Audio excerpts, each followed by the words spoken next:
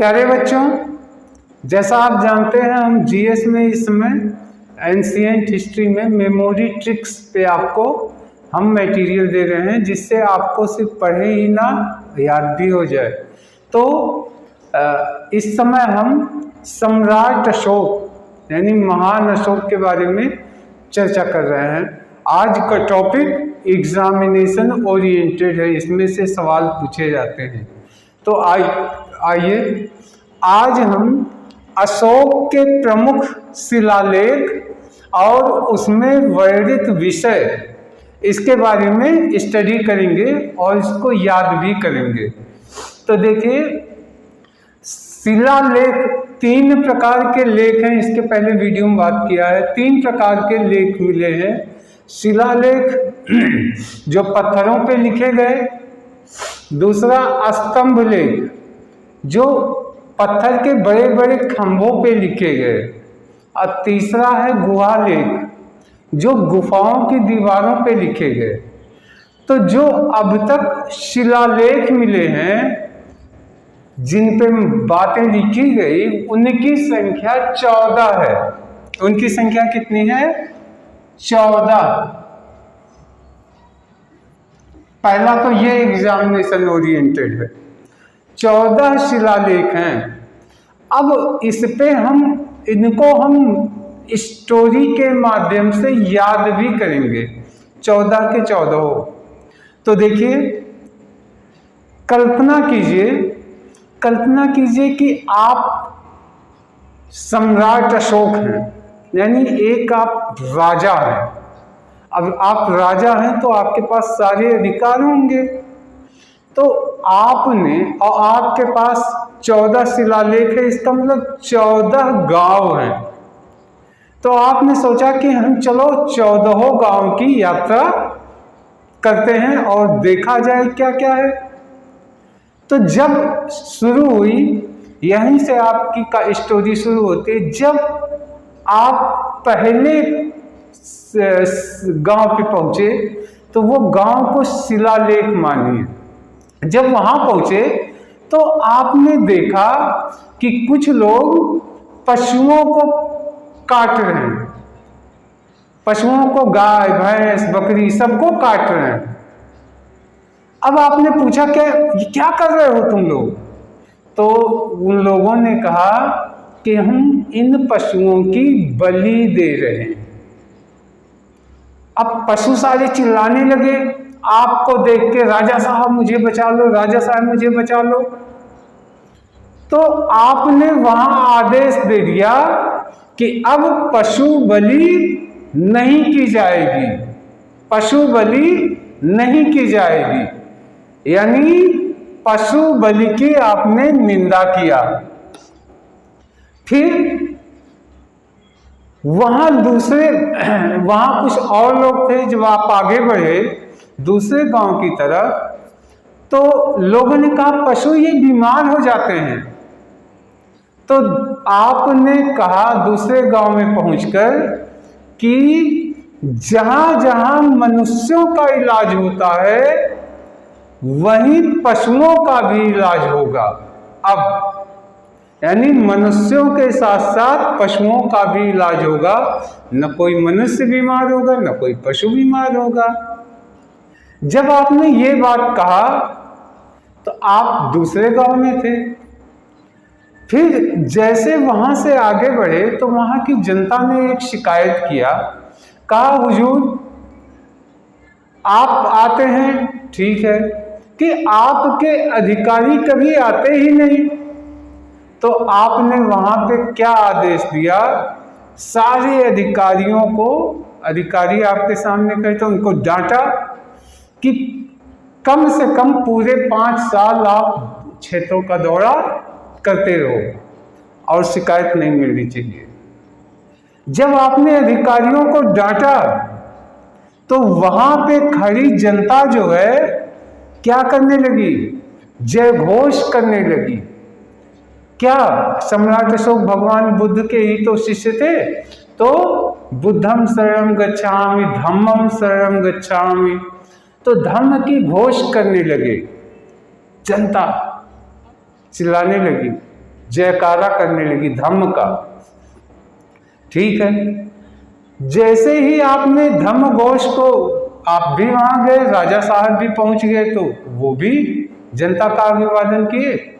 फिर वहां पे कुछ लोग आपके सामने आ गए, गेरुआ, कल्पना कीजिए गेरुआ वस्त्रधारी थे, है ना। तो आपने उनसे पूछा आप कौन हो, किस लिए आए हो? तो इन लोगों ने कहा कि हम धार्मिक गुरु हैं, यानी धर्म महामात्र हैं, और हम लोग धर्म की शिक्षा देते हैं। तो आप तो भाई राजा के दरबार में आप बहुत खुश हुए और कहा कि सारे लोग, जितने लोग हो सब लोग यहाँ नाम अपना लिखवा दो, तो हम सबको इनाम देंगे, तनख्वाह देंगे। जब आप वहां से निकले तो आपने कहा कि आप धर्म की क्या शिक्षा देते हो? तो उन गेरुआ वस्त्रधारियों ने आपसे क्या कहा कि हम आत्मा की शिक्षा देते हैं, यानी आत्मा के नियंत्रण की शिक्षा देते हैं, आत्म नियंत्रण। ठीक है, अब फिर जब वहां से आप आगे बढ़े तो वहां पे देखा कि 2 गांव के लोग आए थे और कहने लगे कि राजा साहब, आप जहां जहां की धर्म की तीर्थ यात्रा आपने किया है, हमको उनके नाम बता दीजिए, जिससे हम भी वहां जाके आपके तरह लाभ ले सकें, पुण्य। तो इस हिसाब से आपने आदेश दिया कि 7वें और 8वें शिलालेख, इस पे कहा कि सम्राट अशोक जहां जहां धार्मिक तीर्थ यात्रा करेंगे उसका लिस्ट यहाँ पे लिखा रहना चाहिए। जब आपने ये कहा कि चलो भाई, अब राजा है, राजा तमाम तीर्थ धाम की यात्रा कर सकते हैं, तो जहां जहां यात्रा किया वहां की लिस्ट वहां पे लग गई 7वें 8वें पे। उसके बाद आप 9वें गांव में पहुंचे। जब आप 9वें गांव में पहुंचते हैं तो वहां पे कुछ लोग आपके सामने आए और बहुत प्यार से, शिष्टता से आपके सामने, राजा साहब के सामने खड़े हुए। आपने कहा आप लोग कौन हैं? तो लोग कहे कि हम लोग भी नागरिक हैं और आपसे शिष्टाचार बस हम मुलाकात करने आए। वहां से जब आप आगे बढ़े तो क्या हुआ, कुछ लोग कहे कि हमारे लिए, यानी शासन के लिए क्या आदेश है? जैसे जनता का तो चलो धर्म है, पता हो गया, लेकिन अधिकारी और राजा का क्या कर्तव्य है? तो आपने कहा राजा मैं हूं, लेकिन राजा के साथ अधिकारी जो है सिर्फ एक काम हम लोगों का है, क्या? प्रजा का ही हित देखना, और कोई दूसरा काम नहीं है। चाहे वो राजा हो, चाहे वो अधिकारी हो, सबका प्रजा की भलाई, प्रजा का हित ही उसका कर्तव्य है। फिर वहां से आप आगे बढ़े तो वहां पे भगवान बुद्ध बैठे थे। तो उनके सामने जब बुद्ध भगवान के सामने गए तो उन्होंने आपको धम्म के बारे में बताया कि धम्मम शरणं गच्छामि से क्या फायदे होते हैं। तो धम्म की व्याख्या किया, आपने सुन लिया। 11वां, तब तक आपने देखा कि अगले गांव में ढेर सारी स्त्रियां आके खड़ी हो गईं और उन स्त्रियों ने आपसे मांग किया कि महाराज, पुरुषों में तो गुरु हैं, धर्म की बात बताते हैं, लेकिन हम स्त्रियों में से भी धार्मिक गुरु कोई होना चाहिए। तो हमारे लिए स्त्री को भी धर्म महामात्र को नियुक्ति कीजिए। आपने कहा ठीक है भाई, स्त्री भी धर्म को, जो स्त्रियों को सारे धर्म के बारे में बात करेंगी। फिर स्त्रियों का फिर हुआ, उसके बाद फिर आप आगे बढ़े 13वें गांव में, तो वहां पे कुछ काले काले लोग कलिंग से आए थे। उन लोग आए थे और वो कहे कि राजा साहब हमको माफ कर दीजिए और हम ध्यान से, आप धर्म से, कायदे से रहेंगे। तो राजा साहब आपने कहा चलो भाई अब तुम्हें माफ किया, लेकिन अब तुम कायदे से धार्मिक जीवन गुजारना। तो 14वां पे क्या हो गया? 14वां में प्रजा को आपने कहा कि सारे, जैसे राजा अधिकारी भी धार्मिक जीवन गुजारते, ऐसे प्रजा को भी धार्मिक जीवन गुजारना चाहिए। ठीक, ये स्टोरी पूरी हो गई। अब यहाँ से आते हैं, देखिए अब हम आपसे पूछेंगे तो आप उसका जवाब दीजिएगा, जवाब में ही सारे आंसर छुपे हैं। आप जब पहले गांव में पहुंचे, यानी पहले शिलालेख पे पहुंचे, तो क्या हो रहा था?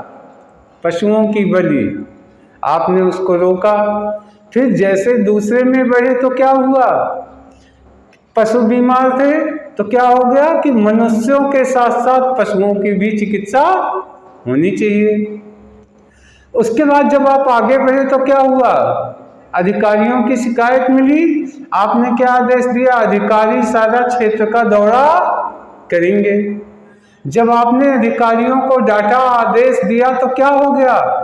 पब्लिक धम्म घोष करने लगी, धम्मम शरणम गच्छामि, बुद्धम शरणम गच्छामि, जय घोष करती है। आमतौर पे आपने देखा होगा, राजा आते हैं या नेता आते हैं तो जनता घोष करती है, ऐसे धम्मम शरणम गच्छामि आपकी घोष होने लगी।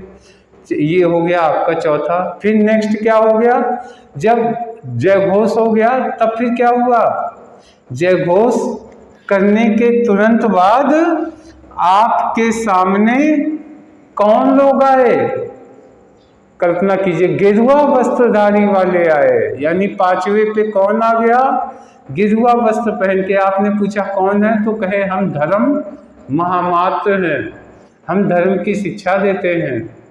तो आपने सबको लिस्ट लगवा दिया कि आप लोग अपना नाम लिख दो। उसके बाद जब इनसे आपने पूछा कि आप क्या सिखाते हो, तो उन्होंने क्या कहा? आत्मनियंत्रण, आत्मनियंत्रण की शिक्षा देता हूं। अब 6वां क्या हो गया? आत्मनियंत्रण। फिर वहां की पब्लिक ने क्या कहा? पब्लिक ने कहा कि जहां जहां आप तीर्थ किए हो वहां वहां की लिस्ट लगवा दो। तो 7वें 8वें गांव में एक बड़ा सा आपने लिस्ट लगवाने का आदेश दिया कि जहां जहां मैं तीर्थ धाम किया हूं वहां वहां का यहाँ सूची लगा दो, जिससे जनता भी इन जगहों पे यात्रा करके पुण्य लाभ कमाए। तो 7वां 8वां, इसको वाच कर लीजिएगा, 7वें और 8वें शिलालेख में अशोक के तीर्थ यात्राओं का ही वर्णन है। अशोक के तीर्थ यात्राओं का वर्णन है। इसके तो फिर बाद में क्या हुआ? वहां से जैसे आगे बढ़े तो कुछ पब्लिक के लोग आपसे मिलने आए और हाथ जोड़ा। तो आपने क्या कहा कि आप लोग कौन हो? तो उन्होंने कहा मैं जनता हूँ और आपसे क्या करने आया हूँ? शिष्टाचार भेंट करने आया हूँ। तो ठीक है, शिष्टाचार की जनता शिष्ट आचरण करती है। तो ये हो गया 9वां। फिर 10वें पे आप गए, शिष्टाचरण हो गया। अब इसके तुरंत बाद क्या हुआ? आपने जनता ने पूछा, क्या पूछा? कि राजा, जनता का तो धर्म हो गया शिष्टाचरण, कि राजा और अधिकारियों का कर्तव्य क्या है? तो आपने कहा चाहे मैं राजा हूं खुद या अधिकारी, दोनों का एक काम है प्रजा का हित करना, प्रजा का हित करना। तो यहाँ पे ये आदेश हो गया। फिर जैसे आगे बढ़े तो क्या हुआ? आपको किसने घेर लिया? आपको वहां पे भगवान बुद्ध बैठे थे। भगवान बुद्ध का आपने चरण छुआ तो भगवान बुद्ध ने आपको धम्म के बारे में बता दिया। ठीक, और फिर वहां से जैसे आगे बढ़े तो किसने घेर लिया? स्त्रियों ने घेर लिया, और उन्होंने कहा कि स्त्रियों में भी कोई धर्म गुरु होना चाहिए। तो धर्म महामात्र, आपने कहा हाँ ठीक है, स्त्रियों को भी धर्म महामात्र नियुक्त किया जाए, वो स्त्रियों को सिखाएंगी धर्म। उसके भी तुरंत बाद आपने क्या किया? आप वहां पे कुछ लोग कैसे थे? काले काले यानी कलिंग के लोग आए थे, आपसे माफी मांगने लगे। तो आपने क्या कहा कि जाओ, तुम्हें माफ किया और तुम कायदे से जीवन बिताना। उसके बाद जब अंतिम में पहुंचे, अंतिम गांव 14वें गांव में, तो आपने क्या किया? आपने कहा कि जैसे राजा का कर्तव्य है, अधिकारियों का कर्तव्य, ऐसे प्रजा का ही कर्तव्य है कि वो धार्मिक जीवन गुजारे। यानी 14वें शिलालेख पे धार्मिक जीवन गुजारने का उल्लेख है। मोस्ट इंपॉर्टेंट 7वें 8वें पे अशोक के तीर्थ यात्राओं का वर्णन है। अब इसको ऐसे ही कर लीजिए। पहले पे क्या है? पहले पे पशु बल की निंदा की गई। दूसरे पे क्या है? चिकित्सा मनुष्य और पशुओं दोनों की। तीसरे पे क्या हुआ? अधिकारी क्षेत्र का दौरा करें। चौथे पे क्या हुआ? जय घोष होने लगा, धम्म घोष। और उसके बाद फिर क्या हुआ? 5वें पे आ गए कुछ लोग गिरवा वस्त्रधारी यानी धर्म महामात्र आ गए। फिर 6वें पे उनसे पूछा कि आप क्या शिक्षा देते हो? तो उन्होंने कहा आत्मनियंत्रण की शिक्षा देता हूँ। 7वें 8वें पे अशोक जितने तीर्थ यात्रा किए उसका वर्णन हो गया। और तीर्थ यात्राओं के बाद फिर क्या हुआ? जैसे आगे बढ़े तो यहाँ पे आ गया 9वें पे देखिए भगवान, 9वें पे भगवान ये 9वें पे कौन आ गया? कुछ जनता आ गई 9वें पे, और वो लोग क्या कहे कि हम सभ्य और शिष्टाचार बस आपसे मुलाकात करने आए हैं। इसके बाद मुलाकात किया, अच्छी अच्छी मीठी मीठी बातें की। फिर क्या हुआ? 10वें पे आ गया। 10वें पे आपने आदेश दिया क्या? कि जनता, अधिकारी और राजा दोनों का कर्तव्य क्या है? प्रजा का हित करना। और जैसे ही ये सिखा के भेजे तो भगवान बुद्ध मिल गए। उन्होंने धम्म की व्याख्या की, धम्म की व्याख्या पढ़ा। फिर जैसे ही आगे बढ़े तो क्या हुआ? स्त्रियों ने आपको घेर लिया और कहा स्त्री की महामात्र आप बनाइए। और उसके तुरंत बाद क्या हुआ? कलिंग, काले काले लोग आ गए कलिंग से, और उन्होंने कहा कि अब हमें माफ़ कर दीजिए और हमको जो है वो सजा मत दीजिए। तो इनका हृदय परिवर्तन हुआ और कलिंग युद्ध का वर्णन हो गया। और फिर एट लास्ट 13 पे ये है कलिंग का युद्ध, और 14 पे ये है कि जिस तरीके से राजा और अधिकारी का कर्तव्य है, ऐसे जनता को भी धार्मिक जीवन जीना चाहिए। तो 14वें शिलालेख के बारे में इस स्टोरी पे गौर कीजिएगा, सवालों के जवाब दीजिएगा। हमें आशा ही नहीं विश्वास है। सारी स्टोरी पे कवर कर लीजिए और उसके बाद एक एक करके गिनती पे आप गिनते जाइए। आपको 14 के 14 सही के सही मिलेंगे। आशा है ये आपके लिए बहुत ही यूज़फुल होगा। और इस वीडियो में इतना ही। नेक्स्ट वीडियो में हम फिर आगे लेके आएंगे। तब तक के लिए धन्यवाद, नमस्कार।